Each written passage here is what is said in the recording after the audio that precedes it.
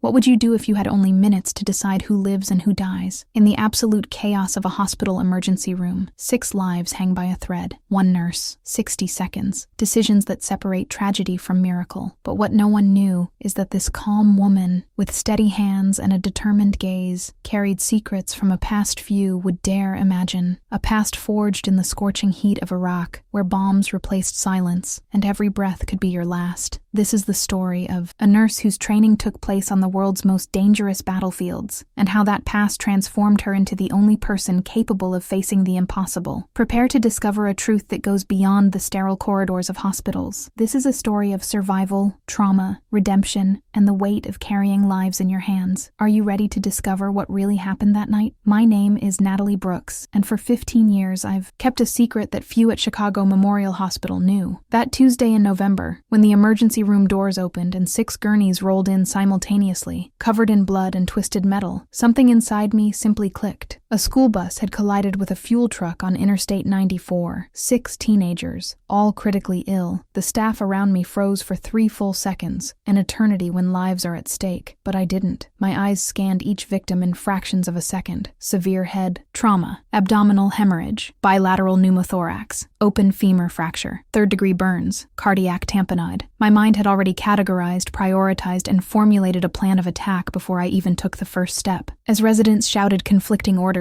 and younger nurses panicked, my voice cut through the chaos like a blade. Calm, steady, absolute. I began delegating tasks with military precision, moving between the stretchers as if I were choreographing a reverse dance of death. My hands worked on 2 patients simultaneously, inserting a chest tube in one while applying direct pressure to the bleeding of another. There was no time for hesitation. There was no room for doubt. And it was then, in the midst of that controlled inferno, that I heard the voice, hoarse, trembling, coming from the older paramedic who had brought in the victims. She had trained me in Fallujah. My hands stilled for half a second. My eyes met his, and 20 years of buried memories exploded in my mind like fragmentation grenades. I grew up in Knoxville, Tennessee, in a small house that smelled permanently of hospital disinfectant and chamomile tea. My grandmother, Dorothy Brooks, was a Vietnam War veteran nurse. She rarely spoke of her days in Saigon, but I saw in her hands, always steady, always ready, the story her words never told. At 10, I could already suture oranges. At 12, I could recognize unstable vital signs just by looking at them. At 15, I decided to be a nurse, not out of romantic inclination or a desire to help people. Those reasons came later. I wanted to understand what had turned my grandmother into that distant-eyed woman who woke up screaming at 3 in the morning. I graduated at 21. I got a job at Memphis Methodist Hospital. Good pay, predictable shifts, stable patients. I should have been happy, but something was missing. An uneasiness gnawed at my insides. Each shift felt like a repeat of the last. Patients with poorly controlled diabetes, simple fractures, treatable pneumonia, nothing that would test my limits, nothing that would justify the years of intense training. It was a Tuesday in March, during my lunch break, that I saw the commercial on the break room television. Images of helicopters, camouflage uniforms, nurses working in tents in the desert. Be an army nurse. Save lives where they need it most. My colleagues laughed. They called it false advertising, but I couldn't get it out of my head. That night, I called the number on the screen. 3 weeks later, I was signing enlistment papers. My grandmother didn't say anything when I told her. She just held my hands and whispered, "You will see things that will change who you are. Don't let them destroy you." I was 23 and thought I understood what she meant. I had no idea. Have you ever seen something that made you question everything you believed about yourself? Do you know a similar story of someone who sought purpose in extreme places? Share in the comments. The basic combat training at Fort Sam Houston, Texas, was designed to break people. We woke at 4:30 a.m. to the screams of instructors who sounded like they'd stepped out of a horror movie, 5-mile runs with 50-pound backpacks, triage exercises under simulated fire with actors screaming, sirens blaring, and pyrotechnic explosions. I learned to insert a chest tube in total darkness, to perform an emergency cricothyroidotomy in under 60 seconds, to distinguish between a wound that could wait and one that would kill in minutes. But the worst part wasn't the physical, it was the psychological. Simulations where you had 5 critical patients and the resources to save only 3. Choose quickly, Nurse Brooks. lives, the instructor yelled at me as the timer ticked. Who lives? Who dies? Decide now. I vomited 3 times in the first week of these simulations. I cried in the bathroom after the 4th. I considered quitting at least 7 times, but something inside me, stubbornness, pride, or maybe my grandmother's voice echoing in my head, kept me going. Little by little, I began to change. My empathy didn't disappear, but it became subordinated to the cold logic of survival. I learned to shut off emotions like someone turning off a light. I learned that hesitation kills, that doubt is a luxury, that compassion without action is useless. On the last day of training, our commander gathered us together. He looked each of us in the eye and said, "In 3 months, you'll be in Iraq. Everything we teach you here will seem like child's play compared to what you'll face. Some of you won't return. Others will return, but they will leave pieces of yourselves in the sands of Fallujah. Ask yourself now, is it worth it?" I looked at my hands, steady, ready, and I answered without hesitation, "Yes. Thank you for sticking with me this far. The best is yet to come, I promise." Which city or country are you watching from now? Let us know in the comments. I stepped onto Iraqi soil in November 2004. The heat hit me like a punch. 50 degrees Celsius, dry, brutal, sucking the moisture from my lungs with every breath. Fallujah was at the height of the second battle, one of the bloodiest operations of the war. The field hospital was 3 kilometers from the active combat zone, close enough to hear the explosions constantly, close enough to feel the ground tremble beneath our feet. My first impression was the dust, red, fine, penetrating. It got into my eyes, my mouth, my ears. It covered everything with a layer that looked like dried blood. Then came the sounds. Helicopters arriving every 20 minutes. Shouts in Arabic and English. The metallic sound of stretchers being dragged, and the explosions. Always the explosions. My first patient arrived 40 minutes after my arrival. A soldier, 20 years old. His left face had been shattered by shrapnel. I could see his teeth through the hole in his cheek. He was conscious. He was trying to speak. Blood bubbled from the wound with each word. I stood paralyzed for 3 full seconds. 3 seconds that in my mind lasted an eternity. Then the head nurse, Major Patricia Hernandez, a tough woman with a keloid scar on her neck, screamed, "Brooks, move your ass or he dies in front of you." Something woke. The hands moved on their own. Gauze, pressure, intubation, IV line, antibiotics, sedation. The soldier stabilized. He survived, but I never forgot her eyes staring at me as she worked. Absolute terror mixed with desperate confidence that I knew what I was doing. That first night, lying on my camp bed listening to distant mortars, I understood something fundamental. Here, failure means death. There are no second chances. There are no excuses. Either you're perfect or someone dies. And I met Ryan Mitchell during my second week in Fallujah. He was a combat medic, 25 years old, with blonde hair always covered in dust, and blue eyes that had seen too much for someone so young. We met during a medevac operation under fire. A helicopter landed carrying 4 wounded Marines. Ryan jumped out before the rotors had even completely stopped, shouting medical reports as he helped unload the stretchers. Bleeding controlled, tourniquet on left arm for 17 minutes, 2 units of IV fluid, weak but steady pulse. We worked together on that first patient as if we'd rehearsed. He anticipated my every move. He passed instruments before I asked. He held pressure on wounds while I searched for IV access. 0 wasted movement. 0 unnecessary verbal communication. Perfect synchrony. Afterward, during a coffee break that tasted of sand, he looked at me and said, "You're good, don't shake." I replied, "You too, don't panic." He smiled for the first time. "We're going to work hard together." It wasn't a question, it was a statement. And he was right. Over the next few weeks, we developed a system. Looks meant more than words. A nod indicated triage priority. 2 fingers raised meant more morphine was needed. A closed fist meant uncontrolled bleeding. An open hand meant a stable patient. We saw things together that left a lasting impression. A 19-year-old soldier with both legs destroyed by a landmine asking to call his mother. A 6-year-old Iraqi child with a stray bullet in his abdomen dying while holding my hand. Marine veteran of 3 tours losing his battle with fulminant sepsis after surviving an ambush. Ryan and I made a silent pact. Never give up.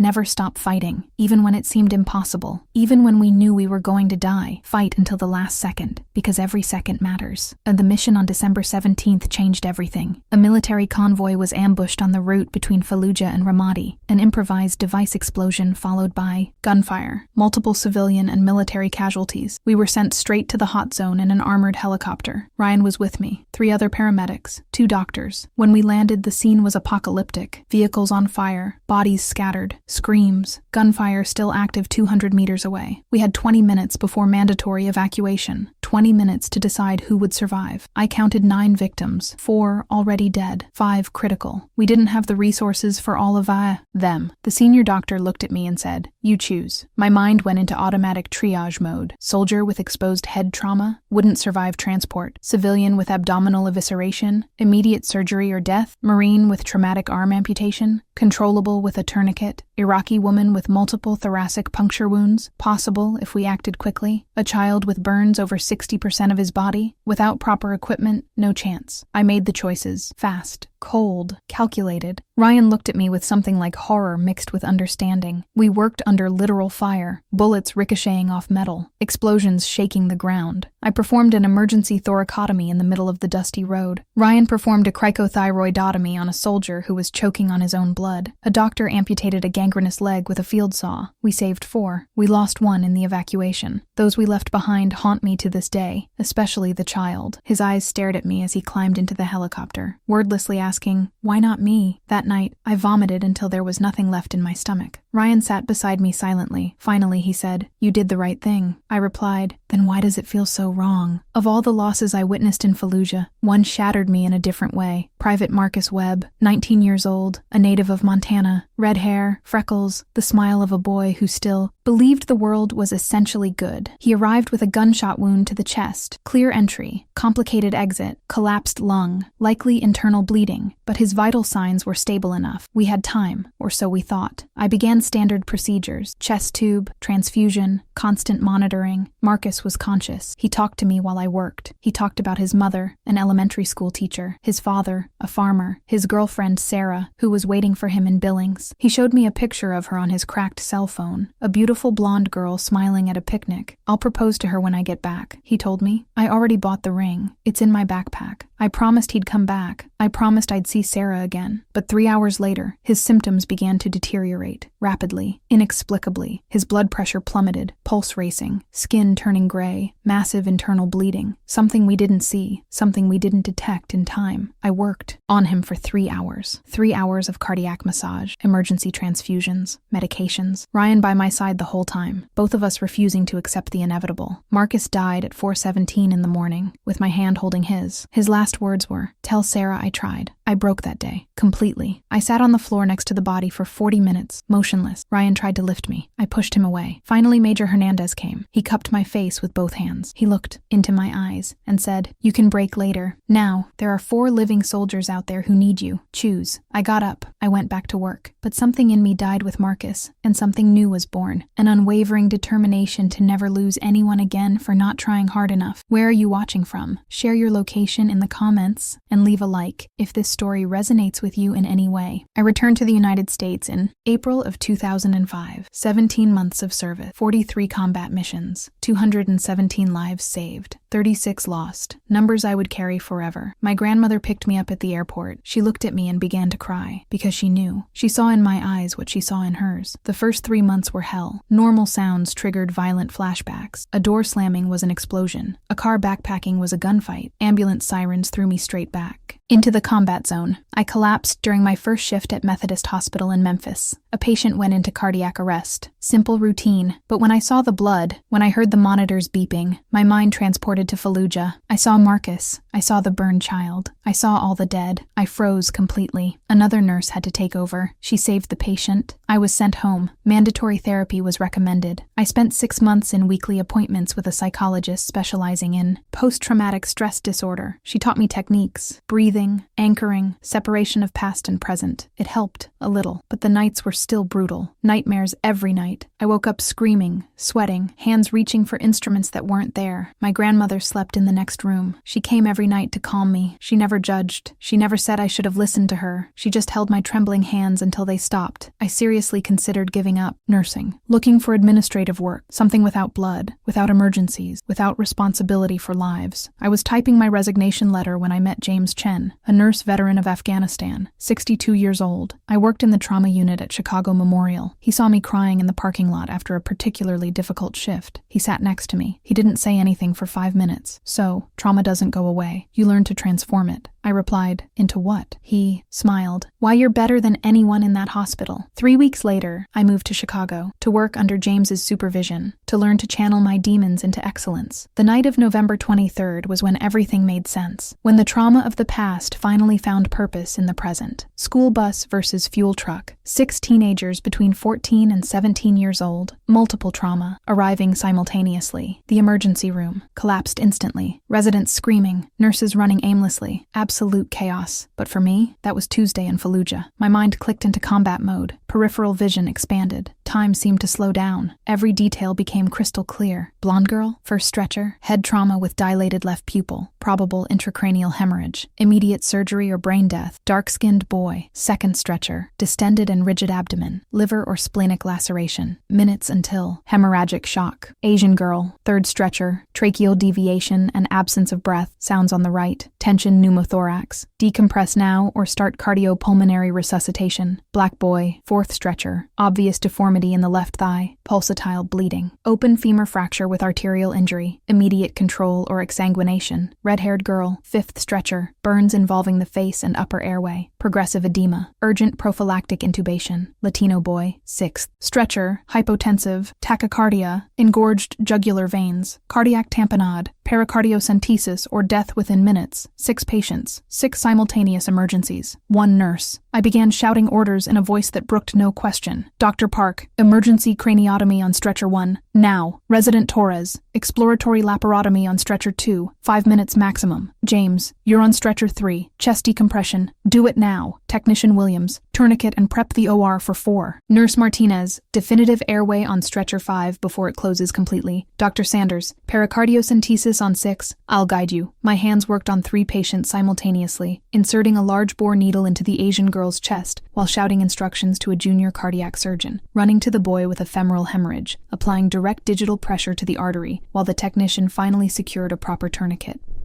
Returning to monitor the first patient being taken to the operating room. The chaos lasted 23 minutes. 23 minutes of pure adrenaline, millisecond decisions, hands that didn't shake, a mind that didn't hesitate. And it was then, when the last patient was stabilized and being transferred, that I heard the voice behind me, hoarse, emotional, familiar in some impossibly familiar way. She'd trained me in Fallujah. I turned, an older paramedic, gray hair, faded blue eyes, a new scar on his neck. But I knew that face. Ryan, 20 years older, but it was Ryan. And the 6 victims survived, all of them. The girl with head trauma made a full recovery after surgery. The boy with a liver laceration was discharged in 12 days. The girl with a pneumothorax returned to school in 3 weeks. The boy with a femoral fracture is learning to walk again. The girl with facial burns will require reconstructive surgery, but she's alive. The boy with cardiac tamponade graduated from high school the following year. 6 lives, 6 families who didn't have to bury their children, because a nurse trained in the hell of Fallujah was in the right place, at the right time, with the right skills. Ryan and I talked for 3 hours that early morning. He told me about his 20 years since Iraq, the nightmares, the divorce, the struggle with alcoholism, the redemption through continuing to save lives as a paramedic. I told him about Marcus, about the burned child, about almost giving up. He held my hands, the same hands that had worked alongside his under mortar fire, and said, everything we've been through, every pain, every trauma, every weight we carry, was for this moment, to save these 6 children. Marcus didn't die in vain. The child wasn't forgotten. They live on through what we've become, and something in me finally healed. Not completely, never completely. The nightmares still come. The scars remain. But now I understand. Fallujah didn't destroy me. It forged me. The trauma didn't define me. It refined me. I'm a nurse, not despite what I've experienced, but because of it. Every life I save carries echoes of all the ones I've lost. Every patient who survives honors the memory of those I couldn't save. My name is Natalie Brooke. I'm 43 years old. I've worked at Chicago Memorial Hospital for 15 years. No one here knows my full story. No one understands why I never panic, why my hands never shake, why impossible decisions seem simple to me. Now you. No, I was trained in Fallujah, forged in fire and blood, and I turned my demons into the reason I'm good at what I do. Sometimes the worst moments in our lives prepare us for our best. Sometimes surviving hell is what enables us to save others from facing it. Sometimes the most extraordinary stories are hidden behind the most ordinary uniforms uniforms. Sometimes, the person who saves your life in the hospital bears invisible scars from battles you'll never fully understand. This nurse never asked for recognition, never sought medals or headlines. She simply did her job, first on the scorching sands of Iraq, then in the cold corridors of Chicago. But her story reminds us of something crucial. Heroes rarely look like what we imagine, and courage often comes wrapped in silence and humility. What about you? Do you know of any similar stories of healthcare professionals who have done extraordinary things? Have you ever had your life saved by someone